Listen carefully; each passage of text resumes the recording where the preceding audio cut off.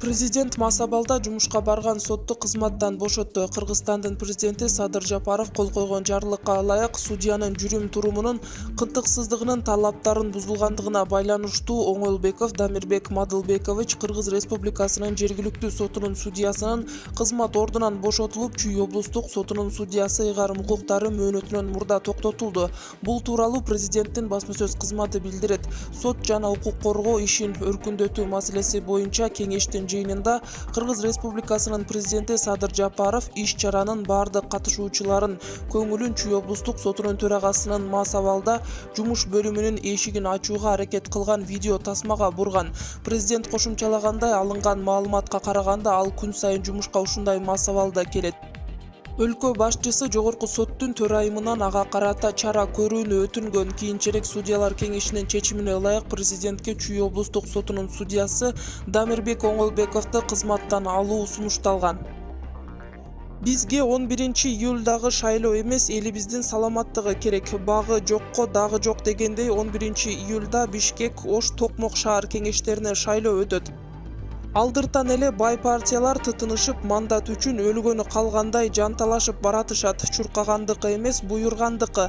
Бактыларынан көрүшөт эмеспи? Маселе башкада. Учурда ковид кулачын жайып, апаат арааны ачылган кез, күнгө жугузгандар 2000ден ашууда.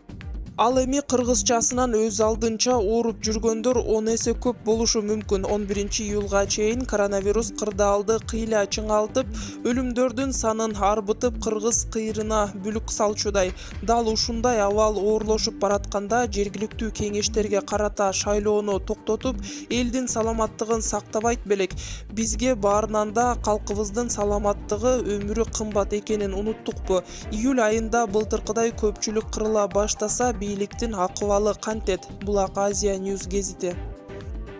Афганистан АКШ аскерлери чыгаары менен Баграм авиа базасы талоондо калды. АКШнын аскерлери Афганистандагы Баграм авиа базасын имаратынан чыгып кетери менен ал жакты мародёрлор тоношту. Бул тууралуу Daily Mail басылмасы жазды. Маалыматка караганда, АКШ аскерлери жергиликтүү бийлик өкүлдөрүнө Баграмдан чыгып кетип жаткандыгы тууралуу маалымат бербегендиктен имаратты эч ким кайтарууга алган эмес. Адистер бул америкалыктар өлкөдөн чыгып кеткенден кийин болчу башаламандыктын алгачкы гана белгиси деп эсептешүүдө. Эске салсак, АКШ Афганистандан аскерлерин быйылкы жылдын 11-сентябрына чейин толук чыгарып кетиши керек. Учурда алар четинен кете башташты. Буга чейин АКШ президенти Джо Байдендин администрациясы куралдуу күчтөрүн Афганистандан чыгарып жаткандыгына байланыштуу бул өлкөнүн америкалыктарга жардам берген 9000дей жаранына баш калколоо берүүнү Борбор Азия өлкөлөрүнөн суранган. Вашингтон өз жардамчыларын Казакстан, Өзбекстан жана Тажикстан мамлекеттерине жайгаштырууну көздөп жатат. Россияда мигранттарга айдоочу болуп иштешине тыюу салынды. Орусиянын Калининград облусунун губернатору Антон Алихановдун буйругу менен мигранттарга автобус айдоого, таксист жана мугалим болуп иштөөгө тыюу салынды. Маалыматка ылайык, жарлыкка ылайык мигранттар тарбиячы, набайчы жана кондитер болуп иштөөгө да укугу жок.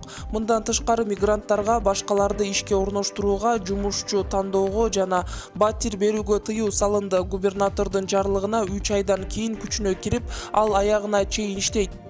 Облустук бийлик бул пандемия учурундагы чектөөлөргө байланыштуу болгонун, тыюу салынган тармактарда вирус тароо ыктымалдыгы бар деп табылгандыгын билдирди. Калининград облусунда 1-июлдан тартып эмделбеген туристтерге саякаттоого тыюу салынды. Вируска каршы вакцина албаган кызматкерлер командировкага да чыга алышпайт. Балдар кинотеатр жана соода, оюн-зоок борборлоруна ата-энелерисиз бара алышпайт.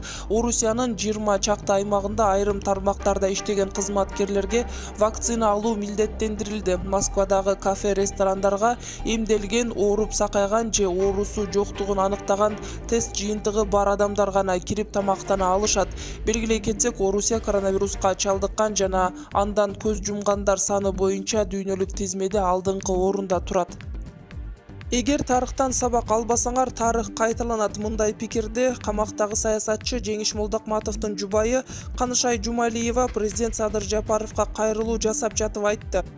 Урматтуу кыргыз элим бийлик өкүлдөрү, мен сиздерге кайрылуумдун себеби 1-июлда 1-Май райондук сотунда саясий негиз менен камакка алынган жолдошум Жеңиш Молдокматовдун баш коргоо чарасы каралып, дагы 2 айга тактап 6-сентябрга чейин абакта камоо мөөнөтү узартылды. Биз жолдошумдун үй бүлө, бир туугандары жана тарапташтары бул чыккан чечим менен макул эмеспиз.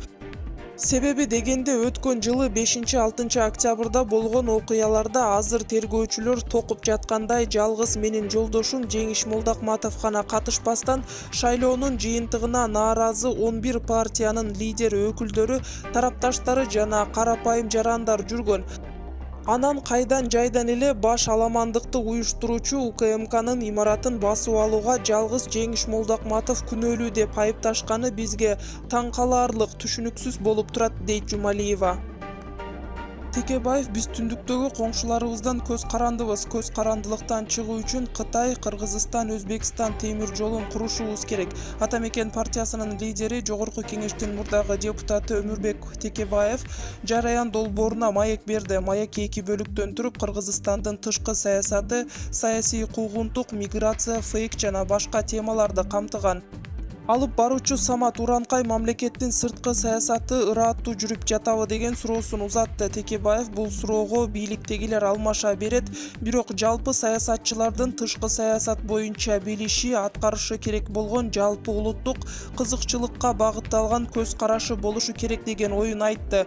Өмүрбек Текебаев географиялык артыкчылыктарыбызды бирден санап, Евразия континентинин борборунда жайгашканыбыз биздин келечекте ийгиликтерге жетишибизге шарт түзө турганын баса белгиледи.